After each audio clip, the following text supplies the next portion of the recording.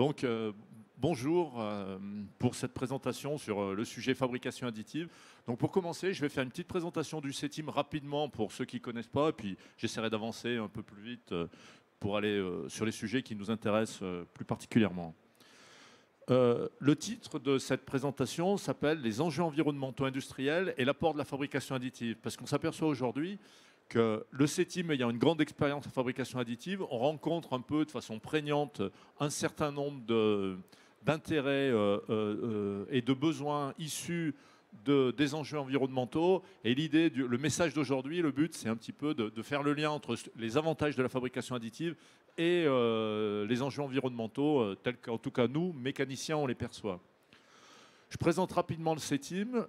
Donc le CETIM, c'est un centre technique qu'on appelle aussi un institut technologique de mécanique qui a pour particularité d'être à la fois financé par une action mutualisée qui représente en gros 54% de son activité et qui a aussi des ressources propres en B2B classique et qui représente 46%. Globalement, on va dire qu'on est sur une action 50-50. Physiquement, c'est 22 établissements dans le monde et beaucoup d'établissements en France avec des sites phares qui sont Saint-Étienne, Senlis, Nantes et Bourges, dans lesquels on va vraiment travailler sur des sujets de métallurgie et de fabrication additive. Voilà, alors nos axes, je dirais que c'est à la fois des prestations commerciales, dont je viens d'en parler, c'est beaucoup de R&D. Le CETIM, c'est une entreprise d'ingénieurs et de docteurs qui font un certain nombre de travaux de recherche. Et puis, dans le cadre de l'industrie du futur, et d'une manière générale, on a un appui aux PME qui est très important. Donc, on aide les PME à se développer sur tout un tas de sujets, en apportant parfois des solutions en financement grâce aux pouvoirs publics régionaux, nationaux, européens, etc. Quelques domaines d'excellence, donc tout ce qui est lié à la fatigue, au monitoring des objets connectés, à la transmission de puissance, à la simulation, à bien sûr la performance industrielle et durable. On a beaucoup de projets là-dedans où on aide justement les entreprises à améliorer leur performance industrielle, l'ingénierie des assemblages. Et puis, si vous regardez la ligne du bas, en fait, tout ce qui va être lié aux matériaux métalliques, aux polymères, aux fluides, à l'expertise et la métrologie, au système de production intégré et à la fabrication additive. Aujourd'hui, le CETIM est organisé en business unit et on a une business unit qui s'appelle 2AM, Advanced Additive Manufacturing, qui a une vocation internationale, qui est dédiée à la fabrication additive métallique et sur laquelle on a un certain nombre de machines et une certaine avance en termes de technologie. Donc l'idée de la présentation, c'est de relier un peu des enjeux environnementaux et de voir en quoi la fabrication additive peut être un sujet.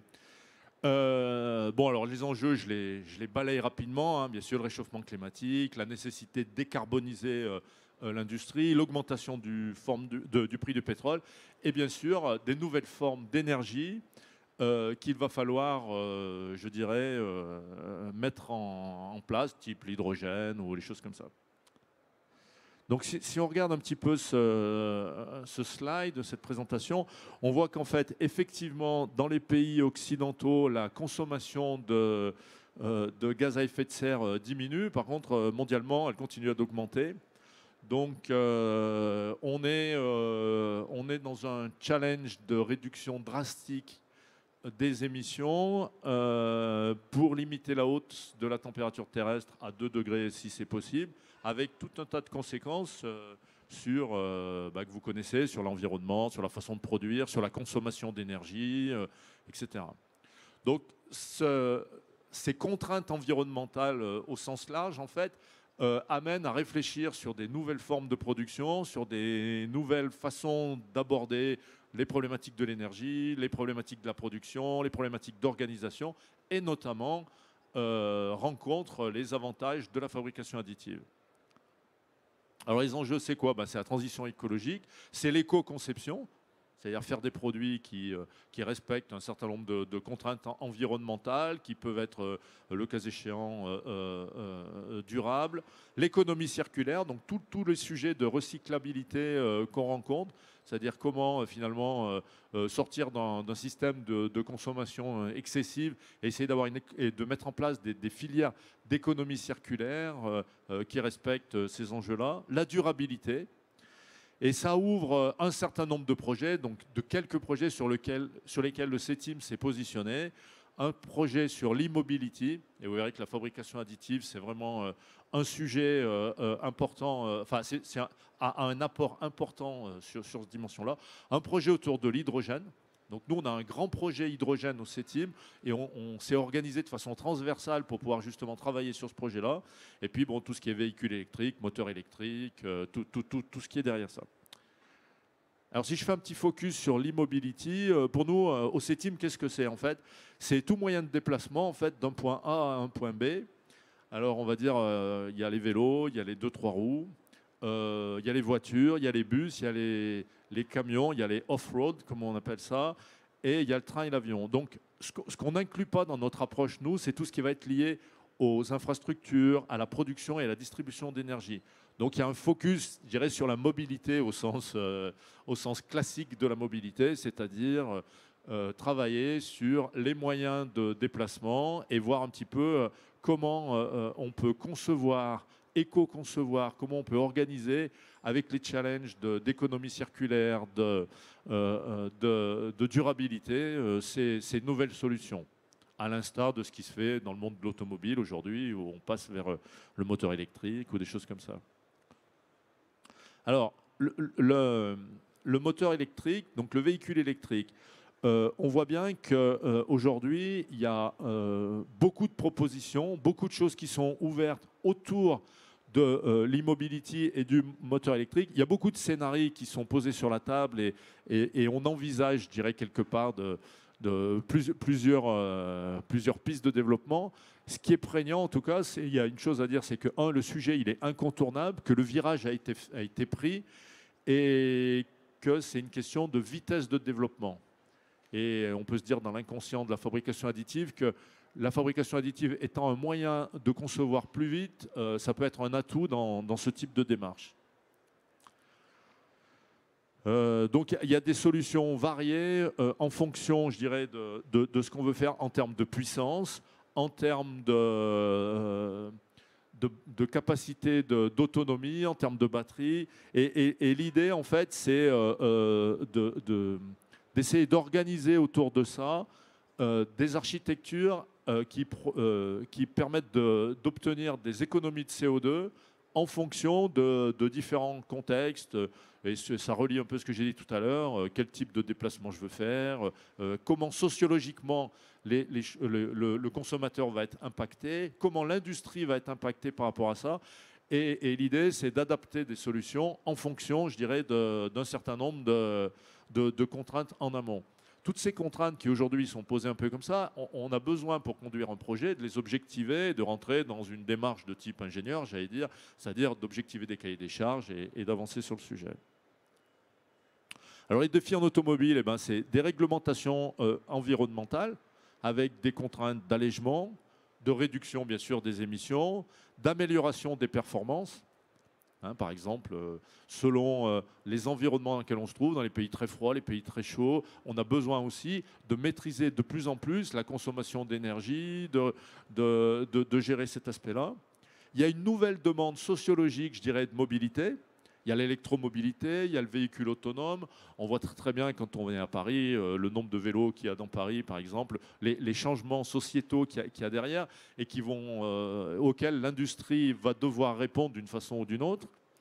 Il y a l'investissement et la profitabilité, réduction des coûts, mise à disposition sur le marché de plus en plus rapide dans un processus d'innovation, mais qui reste un processus durable. Il y a tout un travail, j'allais dire, de communication et peut-être de marketing sur l'amélioration de la qualité perçue, ce qui n'est pas encore le cas forcément aujourd'hui. Et puis, il y a tout un tas de nouvelles approches autour de l'innovation, de la modularité, de la personnalisation. Alors, encore un sujet, fabrication additive, je dirais, voilà. Donc le marché de la mobilité, on l'a représenté un petit peu comme ça, en fonction de la taille du véhicule et en fonction un petit peu de la distance qu'on veut parcourir, et ben on a essayé d'adresser, hein, comme vous voyez, il y a la trottinette et le vélo sont à l'abscisse du repère pour aller vers des solutions d'aéronautique beaucoup plus importantes. Donc en fait, tout ça rencontre les changements nécessaires dus au réchauffement climatique, avec une première partie jusqu'aux petits traits rouges qui sont plutôt liés à la performance des batteries, à l'autonomie, et après un monde qui s'ouvre et qui sera, je dirais, ou pas, c'est le monde de l'hydrogène, du moteur à hydrogène, de la fiabilité, etc. Voilà. Donc ça veut dire que quelque part, on change de paradigme. Hein. On passe de la réduction de CO2 au fait de ne plus émettre de CO2, au zéro émission. On passe du respect de l'environnement au pilotage par l'environnement. Donc ça change un peu le logiciel dans la tête, notamment au niveau de la conception et de la façon dont on pose les problèmes. On passe de l'humain, on centralise en fait la mobilité autour de l'individu et non pas forcément autour de la voiture, en fait, hein, du véhicule. C'est-à-dire qu'on a mis en évidence la mobilité. Et donc, ces changements de paradigme, ils amènent l'industrie à penser autrement avec des nouveaux modes, donc avec peut-être aussi des nouveaux modes de production. Alors, quels sont-ils ? Nous, au niveau du CETIM, donc, on propose un ensemble complet de solutions adaptées finalement à l'industrie de la mobilité à travers le test de véhicules, à travers la mise en place de tests de moteurs et de mise au point de nouvelles technologies liées à l'e-mobility. Bien sûr, tout le sujet de l'économie circulaire et de la durabilité.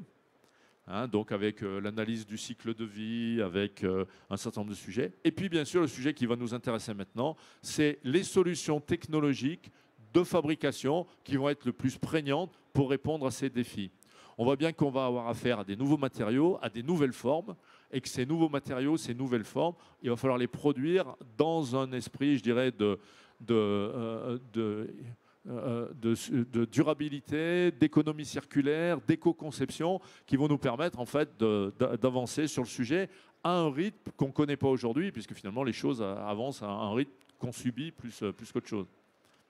Donc la fabrication additive, pour résumer ce que j'ai dit, on a un contexte environnemental prégnant et qui pousse, sur lequel on a un certain nombre de sujets à traiter, notamment le fait d'aller vers l'e-mobility, de produire mieux, durable, etc.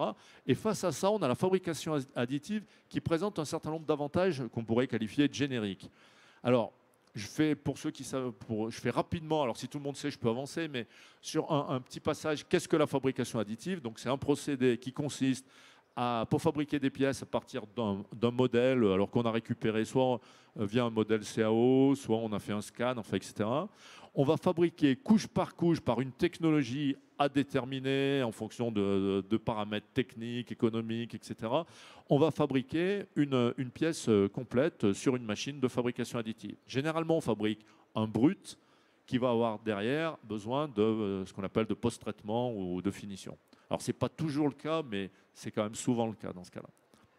Donc ça, je vais passer rapidement parce que je suppose que tout le monde sait ce que c'est. En gros, les grandes opérations, c'est ça. J'ai un objet 3D, je prépare la fabrication. Donc j'ai un fichier que je transforme dans un format qu'on appelle STL, enfin qui sont des petites facettes dans l'espace. Je slice ma pièce, c'est-à-dire je la coupe en tranches et j'envoie ça à une machine qui va la produire couche par couche.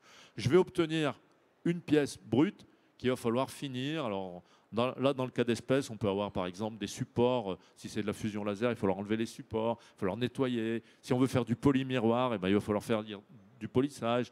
On peut faire des traitements thermiques, on peut réduire la porosité en faisant un HIP. Enfin, il y a tout un tas de solutions de post-traitement. Voilà. Donc, les thématiques face aux enjeux environnementaux et industriels, c'est quoi? C'est des nouvelles géométries. Donc, un avantage prégnant de la fabrication additive, c'est que justement, je peux faire des formes gauches, je peux me lancer dans des formes assez compliquées qui sont difficilement réalisables sans outillage par ailleurs. C'est des nouveaux matériaux et c'est des nouvelles technologies. On voit bien qu'aujourd'hui, alors nous, CETIM, on est vraiment sur la fabrication additive métallique, mais on voit bien qu'il y a une hybridification des technos et que finalement, on peut même, à quelques années, pas tellement dire comment vont évoluer les technos. C'est effectivement allègement des matériaux et des structures, donc avec tout ce qui est structure lattice, tout ce qui est nouveaux matériaux, tout ce qui est finalement astuces de reconception ou d'optimisation topologique pour justement maximiser soit la raideur d'une pièce, soit minimiser sa masse. C'est la fonctionnalisation augmentée, rajouter des fonctions dans une pièce. C'est tout le sujet de la maintenance et de la réparation qui adresse en fait la durabilité, c'est-à-dire plutôt que de changer la pièce, je vais la réparer. Je vais la réparer peut-être sur site, je vais éviter de la faire voyager, donc je vais essayer de trouver des solutions locales. Donc il y a une dimension, je dirais, quelque part relocalisation aussi dans la fabrication additive. Et puis c'est tout le sujet des améliorations des performances et de la supply chain, c'est-à-dire innover plus vite, produire plus vite, concevoir plus vite et avoir des solutions adaptées dans un monde qui change. Alors, je me répète un peu, mais en gros, les avantages de l'AFA, de la fabrication additive avec les enjeux environnementaux, c'est quoi? C'est effectivement innover plus vite, réduire le lead time. Et donc là, vous avez un certain nombre de dessins où on voit qu'on va travailler sur des pièces, par exemple des échangeurs thermiques avec des canaux internes, donc avec toute la problématique de produire des canaux internes. Polir des canaux internes, et puis bon, la dimension économique. On va réduire des assemblages. C'est-à-dire que la grande idée, c'est j'ai 5 pièces, je les assemble avec une ligne de montage. Ben, en fait, non, je vais essayer de faire en une fois le sous-ensemble, je vais le fabriquer en une fois. Et on sait faire aujourd'hui des pièces mécaniques qui bougent les unes par rapport aux autres directement sur une machine de fabrication additive. Si vous regardez par exemple sur le site du CETIM ou sur LinkedIn, on a une petite pièce qui est articulée et qui a été faite en une seule fois en fait. Bien sûr, tout ce qui est allègement, tout ce qui est personnalisation. Alors là, vous voyez le cotil de prothèse de hanche là, qui est en haut, hein, c'est la demi-sphère. Typiquement, c'est une pièce qui a été personnalisée de façon à favoriser l'ostéo-intégration dans un cas comme ça. Le but, en fait, c'est de montrer qu'on peut personnaliser des produits et on va vers des choses comme ça. Et puis, je dirais d'autres avantages. Donc, nous, au CETIM, on est spécialisé dans la fabrication additive métallique. En gros, ce qu'on est capable de faire aujourd'hui, c'est de la recherche, de la R&D, à la fois sur des plateformes qu'on a chez nous qui permettent aux entreprises de dérisquer, de sécuriser l'adoption de la fabrication additive, mais aussi de faire des développements communs sur le sujet de la fabrication additive. Et un des avantages qu'on a, c'est qu'on sait développer des nouveaux matériaux à la demande selon vos desiderata. Par exemple, vous voulez développer un nouveau matériau pour une technologie de metal binder jetting ou pour une technologie de fusion laser. Nous, on est à même de trouver la poudre, travailler avec vous, caractériser et de faire en sorte que ça marche. On va travailler bien sûr sur l'industrialisation. Donc on a des clients qui aujourd'hui ont investi en fabrication additive et on les accompagne à la fois sur un plan technique mais aussi sur un plan organisationnel avec l'idée de rendre ça rentable, d'améliorer la productivité, le TRS de la machine et de les accompagner pour certains sur le chemin de la qualification avec les nécessaires contraintes et tests à faire en amont. On développe des use cases. Alors, nous, on n'a pas vocation à produire des pièces, mais on a vocation à développer des cas, je dirais, un petit peu compliqués à gérer et à définir. Donc, avec la problématique matériaux, avec la problématique technologie, avec la problématique utilisation. Et puis, bien sûr, on a toute une offre de formation autour de la fabrication additive. Le message, c'est en gros qu'on a un catalogue de formation, mais qu'on est tout à fait capable d'adapter à la demande, de personnaliser un certain nombre de formations. Bon, ça résume un petit peu les mots-clés, je dirais, plus génériques autour de la fabrication additive, de l'intérêt. Hein. Des nouveaux matériaux, produire durablement, réduire les coûts, flexibiliser la production, personnaliser, comme je viens de le dire, lever des verrous technologiques, donc on est vraiment là-dedans, on a des gros programmes de R&D, relocaliser, concevoir au plus proche du besoin la durabilité et l'innovation. Voilà. Alors je vous invite à aller voir le site du CETIM, hein, il suffit d'aller sur le site du CETIM, vous tapez fabrication additive et vous verrez, on a des notes de veille qui apparaissent, on a de la formation, et donc tous ces modules de formation peuvent être téléchargés, il y a une fiche qui correspond à chaque module, et comme je le disais, ça peut être éminemment personnalisé, puisqu'on fait ça couramment en fait, hein. On sait adapter le module de formation à la problématique du client. Par exemple, si vous êtes dans, je sais pas, dans tel métier, on va se concentrer sur votre métier, et on peut même, dans certains cas, faire ce qu'on appelle des formations-actions, c'est-à-dire traiter des cas de pièces, de use case que vous pourriez avoir chez vous. Physiquement, comment on est installé? Donc, on a 4 lieux dans lesquels on a des machines. Alors, le premier, c'est Saint-Étienne. Donc à Saint-Étienne, on a des machines de fusion laser et on a des machines de MBJ. Alors pour ceux qui ne sont pas familiers, en gros, la fusion laser, vous avez un laser qui, couche par couche, vient fusionner de la poudre. Le MBJ, c'est un petit peu différent. C'est un procédé indirect. C'est-à-dire que c'est comme le mime, pour ceux qui connaissent. Je dépose de la colle dans de la poudre. J'obtiens une boîte dans laquelle j'ai des grains de poudre collés. Je vais brûler ces grains de poudre. J'obtiens une pièce qu'on appelle une pièce à verre. Et cette pièce à verre, je vais la mettre dans un four.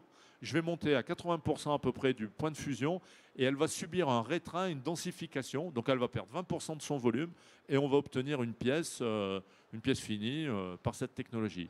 Technologie qui présente un certain nombre d'avantages, notamment en termes d'obtention d'état de surface, parce qu'on a des bons états de surface, et de respect dimensionnel. C'est-à-dire qu'on va minimiser les post-traitements par rapport à d'autres technos. Donc on a ça à Saint-Étienne. À Cluses, on a donc à Cluses, c'est à côté c'est après Annecy, hein, c'est pas loin de la Suisse. On a une plateforme dans laquelle aussi on a la même technologie, MBJ, et on est en train de monter donc sur le sujet environnement une plateforme autour des cuivres et des ferromagnétiques dédiée, je dirais, à l'e-mobility. Donc le but là-dedans, c'est de mettre au point avec une communauté industrielle qui est en train de se constituer et à laquelle vous pouvez participer le cas échéant, de mettre au point en fait, des solutions de cuivre le plus pur possible et de ferromagnétique pour adresser le marché des aimants, le marché du moteur électrique de demain. Voilà. À Saclay, alors exactement à Jouy-en-Josas. Et j'en profite pour dire que le 9 juin, il y a un rendez-vous de la mécanique, alors beaucoup plus technique sur le sujet fabrication additive, donc dans les locaux d'Air Liquide à Jouy-en-Josas, et avec lequel on a un procédé au CETIM qui s'appelle Fenêtre Sûre. On aura une visite de toutes les machines, alors physiquement à Jouy-en-Josas, et puis en virtuel sur les autres sites, hein, c'est-à-dire voilà. Donc c'est gratuit, hein, il suffit d'y assister.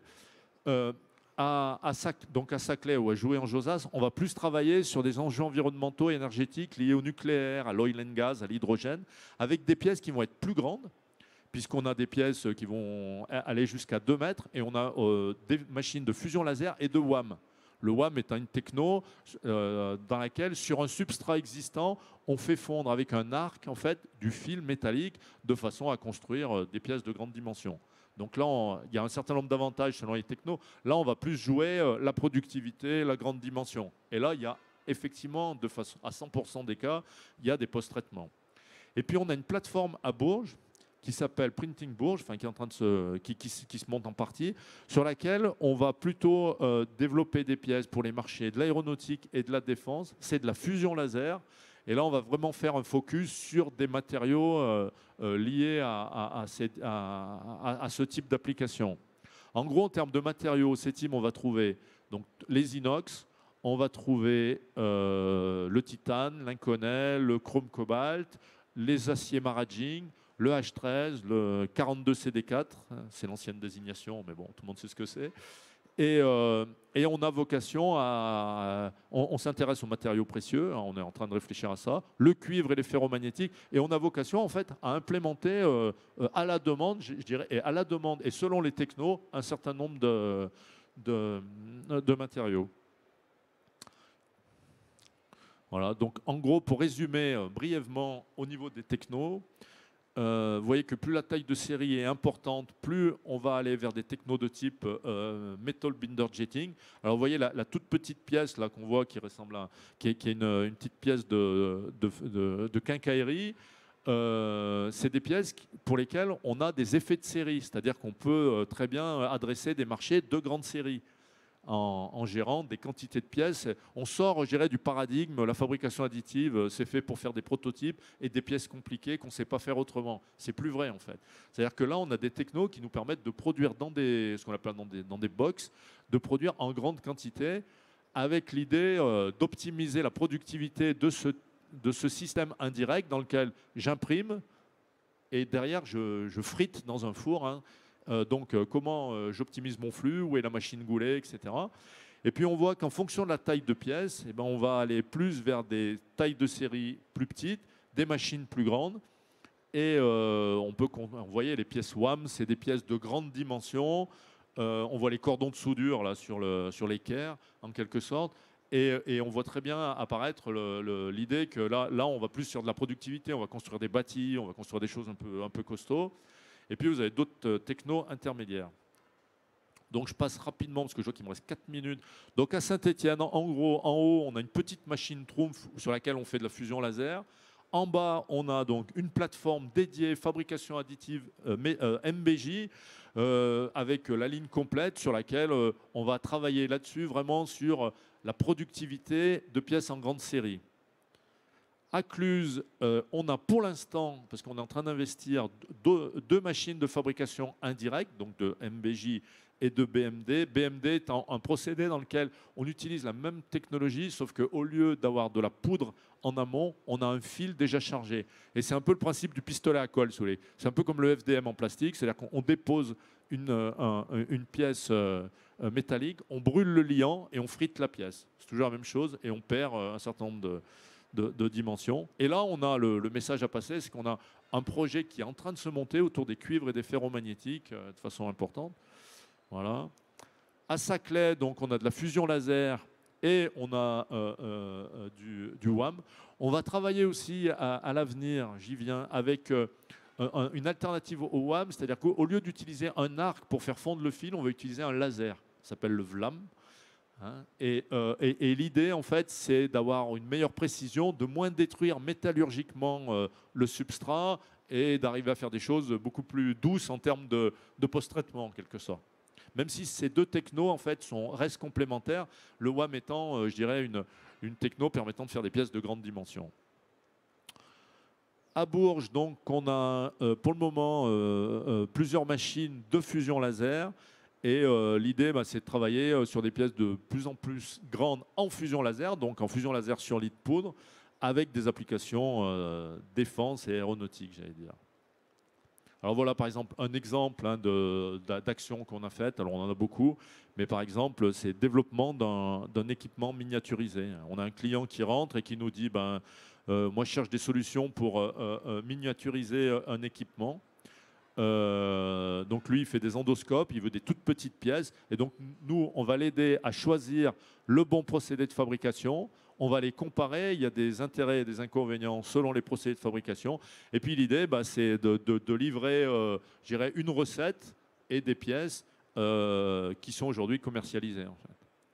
Alors je dis aussi pour les PME que selon la région, mais pratiquement toutes les régions, il y a beaucoup d'aides sur l'industrialisation et sur le développement de la fabrication additive. Donc n'hésitez pas à contacter le CETIM pour vous aider aussi sur ce côté un petit peu ingénierie. Voilà. Sur nos plateformes, pour le faire rapidement, on va faire entrer une machine de DED. Donc machine de DED, en fait, on utilise un laser pour faire fondre de la poudre sur un substrat existant. Donc c'est les fameuses machines BIM, donc on achète une machine BIM. L'intérêt, c'est que justement, on peut faire des pièces de grande dimension, qu'on a une productivité relativement importante et qu'on peut justement, on peut éviter d'enlever trop de copeaux puisqu'on part d'une petite pièce et on va construire dessus. Donc voilà, par exemple, le type d'application qu'on peut faire. Le procédé MELT, qui est en cours d'instruction et qui est en cours d'investissement chez nous, qui est un procédé qui va pouvoir permettre de faire des pièces de grande dimension, de faire des gros cordons. Et le principe, en fait, c'est la friction du matériau on va faire fondre le matériau par friction de façon à ce qu'il vienne se déposer dessus. Donc là, l'application, c'est pièces de grande dimension, faire des bâtis, faire des choses comme ça. Voilà, regardez, donc on va fabriquer des ébauches, on va fabriquer des pièces assez importantes. Donc cette machine, elle sera à Bourges. On a acheté une machine Aconity qui va être installée à Saint-Étienne. Donc c'est de la fusion laser dont finalement l'intérêt, c'est qu'on va pouvoir préchauffer la poudre à l'intérieur de la machine jusqu'à 1000 degrés, ce qui va rendre de la soudabilité à des matériaux qui n'en avaient pas. En métallurgie, un matériau qui a trop de carbone, il n'est pas soudable, et on va améliorer sa soudabilité en la montant en température. Technologie Meltio, je viens d'en parler, c'est la technologie où on utilise un laser pour faire fondre un fil et qu'on installe sur un substrat existant. Voilà, je vois que mon temps est écoulé, donc j'espère que ça a été intéressant pour vous. Si vous avez des questions, des remarques, ou si vous voulez en savoir plus, le site du CETIM, le 9 juin, les rendez-vous de la mécanique, et puis vous avez mes coordonnées qui s'affichent. Je vous remercie de votre attention.